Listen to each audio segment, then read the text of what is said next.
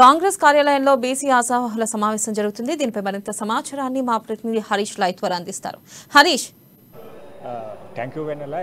గాంధీ భవన్లో బీసీ నేతలంతా కూడా సమావేశమయ్యారు. నేపథ్యంలో ఏదైతే వచ్చే ఎన్నికలకు సంబంధించి బీసీ నేతలకు ఎన్ని టికెట్లు కేటాయిస్తారు దీనిపైన కూడా ఒక స్పష్టత ఇచ్చే విధంగా ఈరోజు జరిగే ఏదైతే కార్యవర్గ సమావేశం ఉందో ఈ సమావేశంలో కూడా ఏదైతే రేవంత్ రెడ్డి కావచ్చు, అలాగే AICC incharge Manikrao Thakre, CLP నేత బట్టి విక్రమార్క ఈరోజు మధ్యాహ్నం 3 గంటలకు అత్యవసర కార్యవర్గ సమావేశం ఏర్పాటు చేశారు. ఈ సమావేశంలో కూడా ఏదైతే బీసీలకు వచ్చే ఎన్నికల్లో ఎన్ని టికెట్లు కేటాయిస్తారు, ఇప్పటికే అధిష్టానం చెప్పిన ప్రకారం ఏదైతే ఒక పార్లమెంటుకు సంబంధించి 2 బీసీ అభ్యర్థులకు టికెట్లు కేటాయిస్తామని చెప్పిన నేపథ్యంలో ఏదైతే బీసీలకు సంబంధించి టికెట్లు ఎన్ని కేటాయిస్తారనే పైన కూడా వీళ్ళు కోరున్న నేపథ్యంలో ఇప్పటికే ఎమ్మెల్యేకి సంబంధించిన ఆశావాహుల దరఖాస్తు ప్రక్రియ కొనసాగుతుంది. నేపథ్యంలో నిన్న నుంచి ప్రారంభమైన దరఖాస్తు ప్రక్రియ కూడా అంటే దరఖాస్తులు అప్లై చేసుకుని గాంధీ భవన్ చేరుకుంటున్న నేపథ్యం కనిపిస్తున్న నేపథ్యంలో ఏదైతే ఇప్పటికే ఎస్సీ ఎస్టీలకు ఢిల్లీ అధిష్టానం పిలిచిన నేపథ్యంలో ఏదైతే ఎస్సీ ఎస్టీలకు సంబంధించి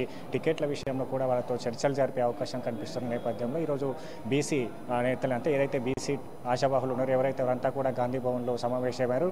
చూడవచ్చు అయితే కత్తి కార్తిక కావచ్చు, అలాగే వెంకటస్వామి కావచ్చు, అలాగే వివిధ నియోజకవర్గాలకు చెందిన బీసీ నేతలంతా కూడా ఈ సమావేశంలో పాల్గొంటున్న నేపథ్యంలో ఏదైతే వచ్చే ఎన్నికలకు సంబంధించి టికెట్లు కావచ్చు, అలాగే బీసీలకు నియోజకవర్గాల్లో ఏదైతే కేటాయించారో దానికి సంబంధించిన దరఖాస్తు ప్రక్రియలో కూడా తామే దరఖాస్తు చేసుకునే విధంగా ఉండాలని కూడా ఈరోజు పిఏసీ ఏదైతే కార్యవర్గ సమావేశంలో బీసీ నేతలంతా కూడా కోరున్నట్టుగా తెలుస్తుంది. ప్రధానంగా ఢిల్లీకి పిలిపించి ఢిల్లీకి బీసీకి సంబంధించిన ఎన్ని సీట్లు కేటాయిస్తారని పైన అక్కడ స్పష్టత ఇచ్చే విధంగా కూడా వీళ్ళు కోరున్నట్టుగా తెలుస్తుంది.